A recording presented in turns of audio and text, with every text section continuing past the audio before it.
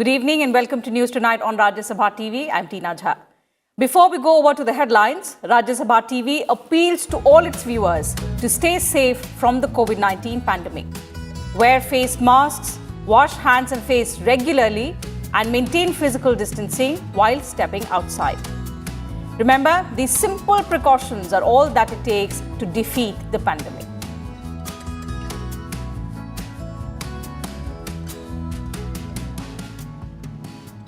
And now let's get you the top stories of the day. No winter session of Parliament due to COVID-19 pandemic. Parliamentary Affairs Minister Prahlad Joshi says all political parties favoured having budget session in January 2021.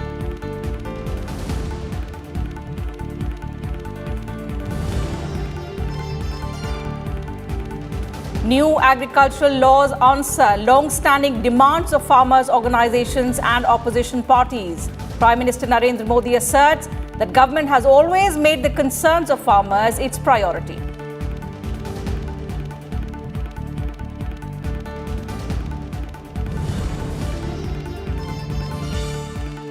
Prime Minister Narendra Modi lays the foundation stone of world's largest solar project to provide jobs to 1 lakh people. Desalination plant and fully automated milk processing plant also inaugurated.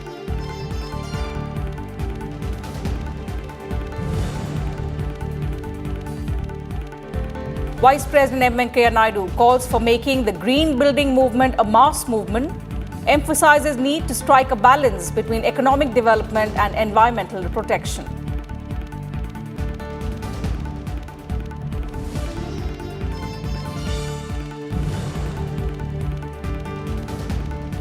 And India achieves another milestone in war against COVID-19 pandemic. Current recovery rate of 95% is highest in the world. Active cases fall below 340,000.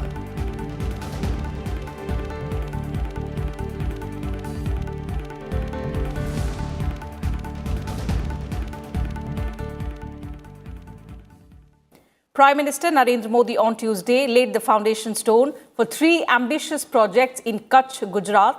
These projects include the world's largest renewable energy park, seawater desalination plant, and a milk processing dairy plant. Inaugurating the projects, the Prime Minister said that Kutch is one of the fastest developing areas in Gujarat, adding that it has taken a big step towards new age technology and economy.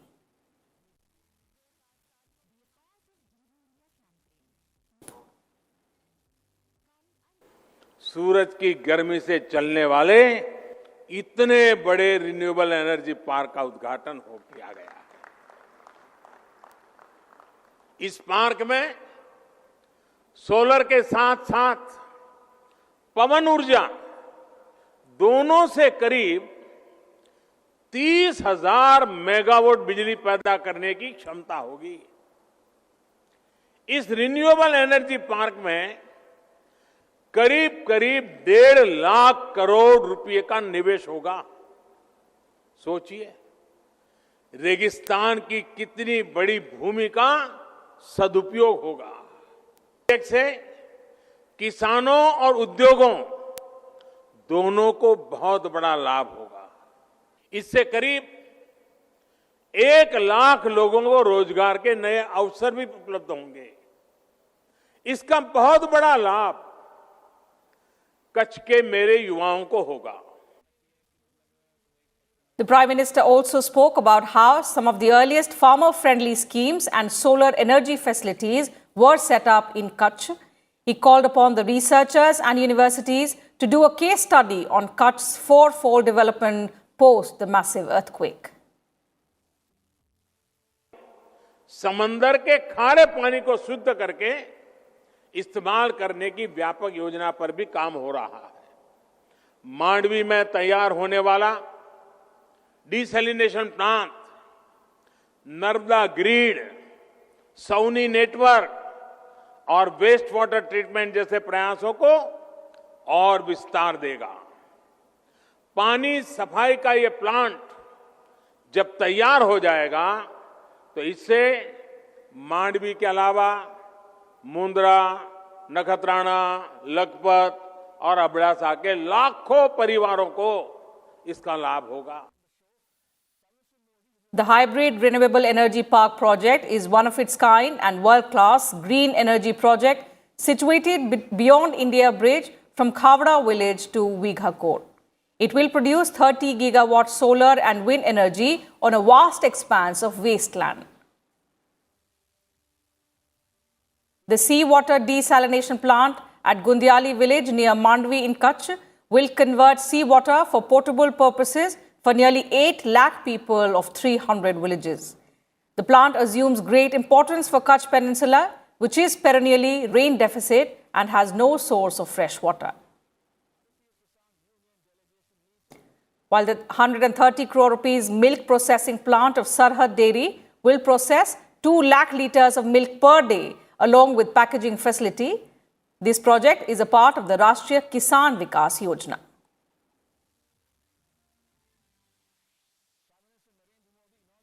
Prime Minister Narendra Modi reached out to farmers from Kutch, saying his government will always be committed to their welfare. Speaking after laying the foundation stone of the 3 development projects in Kutch, the Prime Minister asserted that people who are sitting in the opposition and misleading farmers had been in favour of these very agricultural reforms when they were in power. Prime Minister Narendra Modi on Tuesday reiterated the government's commitment to the welfare of farmers. He charged the opposition parties with misleading the country on the agricultural reform laws. He pointed out that these reforms are exactly what farmer bodies and even opposition parties had been demanding all these years. आजकल दिल्ली के आसपास किसानों को भ्रमित करने की बड़ी साजिश चल रही है। उन्हें डराया जा रहा है कि नए कृषि सुधारों के बाद किसानों की जमीन पर दूसरे कब्जा कर लेंगे। भाइयों बहनों, मैं आपसे जानता हूं, क्या कोई डेयरी वाला आपसे दूध लेने का कॉन्ट्रैक्ट करता है तो आपकी गाय भैंस ले जाता है क्या? कोई फल सब्जी खरीदने का उद्यम करता है तो क्या आपकी जमीन ले जाता है, क्या आपकी प्रॉपर्टी उठा के ले जाता है? The Prime Minister asserted that his government has always been ready to address the concerns of farmers on the new farm laws. हाल में हुए कृषि सुधारों की मांग बरसों से की जा रही थी। अनेक किसान संगठन भी पहले ही मांग करते थे कि अनाज को कहीं पर भी बेचने का विकल्प दिया जाए। आज जो लोग विपक्ष में बैठकर किसानों को भ्रमित कर रहे हैं, वो भी अपनी सरकार के समय इन कृषि सुधारों के समर्थन में थे, लेकिन अपनी सरकार के रहते वो निर्णय नहीं ले पाए, किसानों को झूठे दिलासे देते रहे।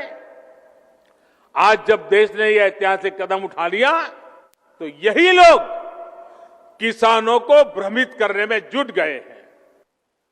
और मेरे The Prime Minister also said the government will always be committed to the interest of the farmers. हमारे देश में डेयरी उद्योग का योगदान कृषि अर्थव्यवस्था के कुल मूल्य में 25% से भी ज्यादा है। ये योगदान करीब करीब 8 लाख करोड़ रुपए होता है। दूध उत्पादन का कुल मूल्य अनाज और दाल के कुल मूल्य से भी ज्यादा होता है। इस व्यवस्था में पशुपालकों को आजादी मिली हुई है। आज देश पूछ रहा है कि ऐसी ही आजादी अनाज और दाल पैदा करने वाले छोटे और सीमांत किसानों को क्यों नहीं मिलनी चाहिए? Prime Minister Modi also met farmers in Kutch. Bureau Report, Rajya Sabha TV. A delegation of farmers from Uttar Pradesh representing the Bharatiya Kisan Union met Union Agriculture Minister Narendra Singh Tomar in New Delhi on Tuesday. The farmers extended their support to the 3 farm laws, saying they will be beneficial for the farmers. Addressing the media after the meeting with the farmers' delegation, the Agriculture Minister reiterated that the reform farm laws brought in by the government are in the interest of the farmers countrywide. He asserted that MSP is an administrative decision and will continue as it is. भारतीय किसान union के सभी राष्ट्रीय और प्रादेशिक पदाधिकारी उत्तर प्रदेश से यहाँ आए हुए हैं और उन्होंने इन तीनों कृषि सुधार बिलों का बहुत ताकत से समर्थन किया है और उन्होंने कहा है कि हम बिलों के साथ हैं, सरकार के साथ हैं। कृषि में ऐसे सुधार बिलों की अपेक्षा लंबे समय से थी। मोदी जी के ये नेतृत्व में पूरी हुई है। कई जगह किसान कुछ भ्रम फैला रहे हैं और इसलिए इन लोगों के मन में भी भ्रम था। जब मैंने विषय को रखा तो उन्होंने कहा कि हम पूरी तरह बिलों का समर्थन यहाँ भी करते हैं और अब जिला स्थान तक जाएंगे और बिलों के बारे में किसानों को बताएंगे। किसी को गुमराह होने की जरूरत नहीं। A delegation of the All India Kisan Coordination Committee had also met Narendra Singh Tomar in support of the new farm laws on Monday.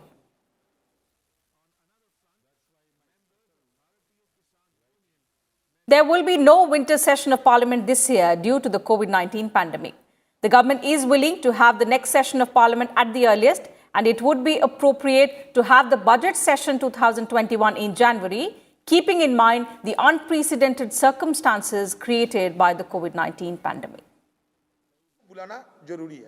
Replying to a letter of the leader of Congress in Lok Sabha, Adhir Ranjan Chaudhary, on a session to discuss the new farm laws, Parliamentary Affairs Minister Prahlad Joshi said that all political parties favoured scrapping the session to avoid any COVID spread and going straight to the budget session in January.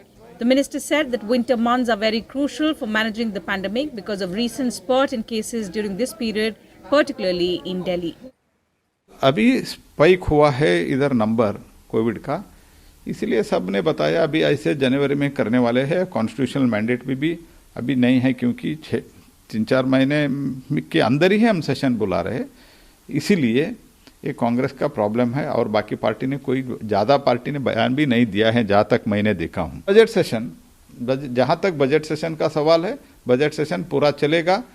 हमारा इच्छा है, सरकार का इच्छा है कि सुचारू रूप से पूरा जो रेगुलर बजट सेशन हम हर साल चलाते हैं वो पूरा चलाना चाहिए। ये तो हमारा इच्छा भी है और उसके लिए हम तैयारी भी कर रहे हैं। By convention, Parliament meets for 3 sessions in a year. As per the Constitution, there should not be a gap of 6 months or more between 2 sessions.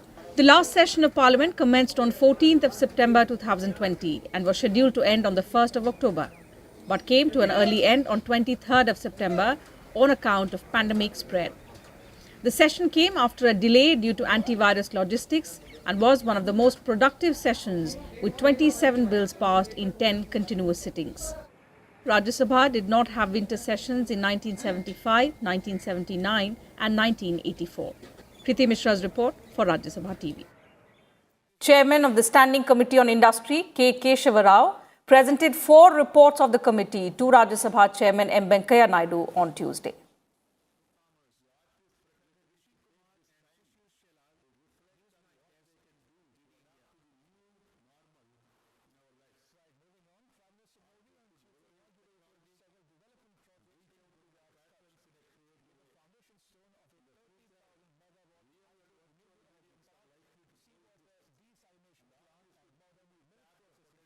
And with that, time for a short break here on News Tonight, but more news and updates will continue on the other side. Do stay with us.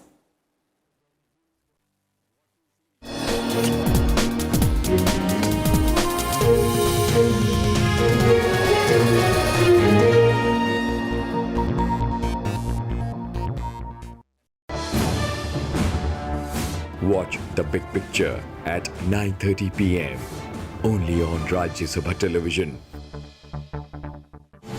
Defeat coronavirus. Let us always remember, wear a mask. Wash hands. Follow physical distancing. Together, we'll succeed. Together, we'll win against COVID-19.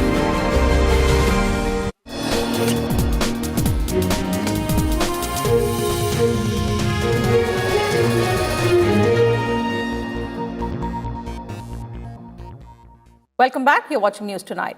A look now at the COVID-19 situation in the country. India recorded lowest new COVID cases in about 5 months, while the recovery rate now stands at 95.12%. India reported 22,065 new cases of coronavirus on Tuesday morning, taking the total number of cases across the country to over 98,84,000. With 354 new deaths reported countrywide in the last 24 hours, the total death toll now stands at 1,43,709.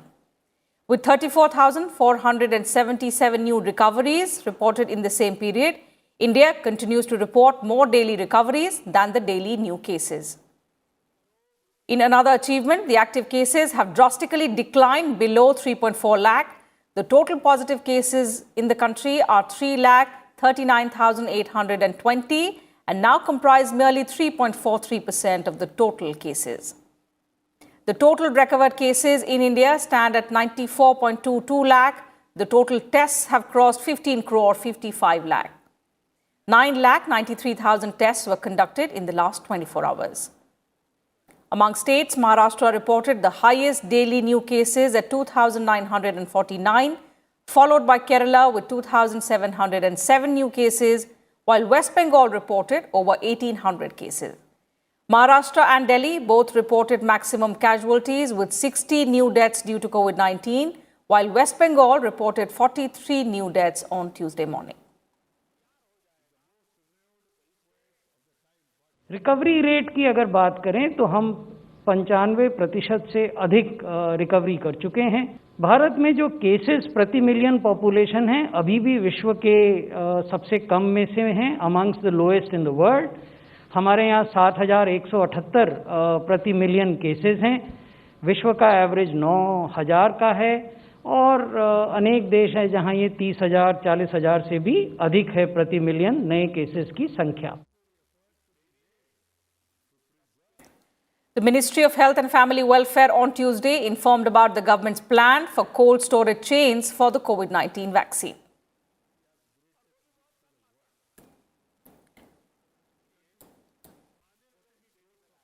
Adult vaccination program has to be factored in EUA, and above all, please remember this time this is a very large number of beneficiaries and target groups to be tackled over a short period of time in a mission mode. So therefore, there is a need to build on the standard principles of AE5 and make it specific to the fuller dimension and the full dimension of the requirements of this particular set of vaccines. Vice President M. Venkaiah Naidu has appealed to the finance commissions and the local bodies to encourage green buildings through tax incentives. He said this while virtually inaugurating the 12th Green Rating for Integrated Habitat Assessment organized by the Grih Council from Hyderabad. The Vice President said that all states should create online portals to provide single window clearance to green buildings.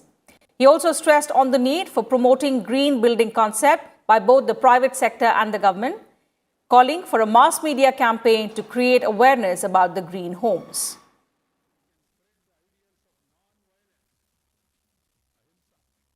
According to World Green Building Council, building and construction account for 39% of the energy and related CO2 emissions in the world. We have to accelerate the process of total decarbonization of the built environment. It will be taken upon priority. Atmanirbhar Bharat Abhiyan is the vision of New India with an aim to make the country and its citizens independent and self-reliant in all spheres. It should not only be sustainable, should not jeopardize the ability of future generations to meet their needs. Calling for a balance between economic development and environmental protection, Vice President Naidu emphasized on concerted and coordinated efforts to ensure that the buildings are environment-friendly and energy and resource efficient. Observing that our ancient civilizational values teach us to live in harmony with nature, the Vice President called for revisiting our traditional and nature-friendly house designs. He suggested capacity building at the local level through training programs for the architects, engineers, government officials, and builders in energy-efficient buildings. Union Urban Development Minister Hardeep Singh Puri was also present at the event. I feel that roof cooling should be an area of priority for all of us. In India, over 60% of the roofs are made from metal, asbestos, and concrete, thus tapping heat inside buildings and contribution to heat island effect in urban areas. Cool roofs will offer you a cool life. Simple and cost-effective solution that can lower indoor temperature by 2 to 4 degrees Celsius as compared to traditional roofs.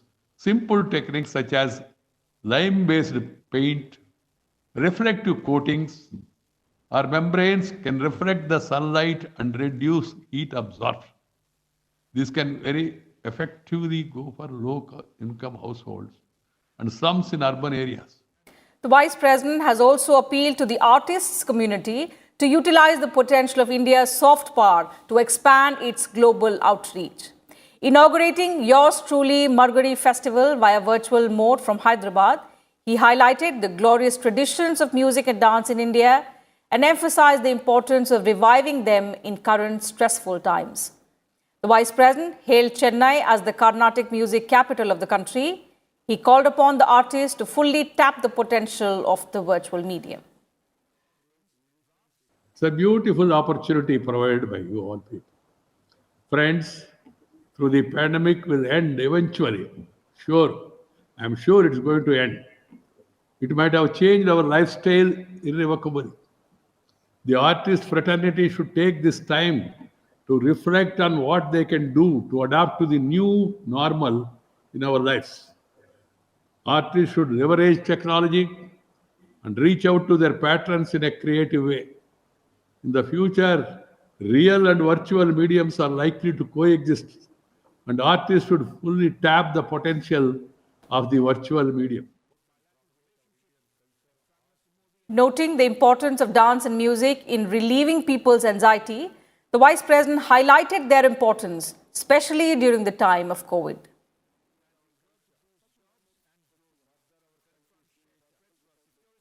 Various art forms and every effort should be made to preserve and propagate and promote them. Our lasting cultural treasure, music, dance and drama is India's greatest gift to the world. This great gift continues to be a potent source of soft power for India. As you are aware, there is a tremendous interest across the world for Indian classical art forms. Indian concerts and dance performances are regular calendar events in many countries. And there are legions of followers for dance forms like Bharatanatyam and Kuchipudi. This popularity of Indian dance and music is largely thanks to legends like Rukmini Devi Arundel and Mandarin Srinivas. They took Indian art to the global stage. British Prime Minister Boris Johnson will be the chief guest at the Republic Day celebrations in January 2021. This was announced at a meeting between Foreign Minister S. Jaishankar and UK Secretary of State Dominic Raab on Tuesday. Raab is currently in India on a 4-day visit. Accepting India's invitation to be the chief guest at the Republic Day parade this year, British Prime Minister Boris Johnson invited Prime Minister Narendra Modi for the G7 meeting. India is currently not a member of the G7, but the invitation from the UK reflects India's growing role in world affairs. We look forward to taking this forward in 2021, including through the UK's presidency of the G7 and also our presidency of the UN Climate Change Conference, and as we see and welcome India return to the UN Security Council. And it's very much with that in mind that I'm pleased that Prime Minister Johnson has invited Prime Minister Modi to join the UK-hosted G7 summit next year. And Prime Minister Johnson has also gratefully accepted the very generous invitation to attend India's Republic Day celebrations in January, which is a great honour. The announcement came after talks between delegations led by both foreign ministers. External Affairs Minister S. Jaishankar underscored the immense scope of cooperation between the two countries in the post-COVID world. Both countries have prepared a 10-year framework of cooperation. As Jaishankar said, the discussion was specifically around the 5 points of connectivity, trade and prosperity, defense and security, climate change and health. A lot of our time today was spent on how to give policy directions to broaden our cooperation and encourage more activities and collaborations. We naturally reviewed the state of the world, the situation in Afghanistan, the evolution of the Indo-Pacific, and developments in the Middle East were among the subjects that came up. The challenges posed by terrorism and radicalism were a shared concern. The British Foreign Minister also met Environment Minister Prakash Javadekar. On Wednesday, he will meet Education Minister Ramesh Pokhriyal Nishank. This is the second bilateral visit to India by any foreign minister after US Secretary of State Mike Pompeo. Both India and the UK will also cooperate in the UN Security Council next month, when India will join as a non-permanent member of the Security Council for a period of 2 years. With inputs from Akhilesh Suman, Bureau Report, Rajya Sabha TV. The country paid homage to Sardar Vallabhbhai Patel on his 70th death anniversary. He was the first Deputy Prime Minister of India and the Home Minister. Fondly known as the Iron Man of India, he brought together more than 500 princely states into India. Vice President M. Venkaiah Naidu paid tribute to Sardar Patel, saying that Patel's contribution to the Indian freedom struggle and his unparalleled effort in integrating more than 560 princely states with India will forever inspire every Indian. Prime Minister Narendra Modi also paid homage to Sardar Vallabhbhai Patel on his death anniversary. He said that Sardar Patel laid the foundation of an empowered, strong and prosperous India, and the path shown by him will always inspire everyone to protect the unity, integrity and sovereignty of the nation.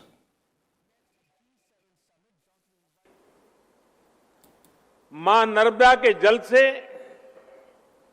Gujarat का कायाकल्प करने का सपना देखने वाले सरदार साहब का सपना तेजी से पूरा हो रहा है। केवड़िया में उनकी दुनिया की सबसे ऊंची प्रतिमा हमें दिन रात एकजुट होकर देश के लिए काम करने की प्रेरणा देती है। सरदार साहब का स्मरण करते हुए हमें इसी तरह देश और गुजरात का गौरव बढ़ाते ही रहना है। And that's it from us in this bulletin. But before we leave, we once again appeal to all our viewers to stay safe from the COVID-19 pandemic. Wear face masks, wash hands and face regularly, and maintain physical distancing while stepping outside. Remember, these simple precautions are all that it takes to defeat the pandemic. Good night, and thank you very much for your time.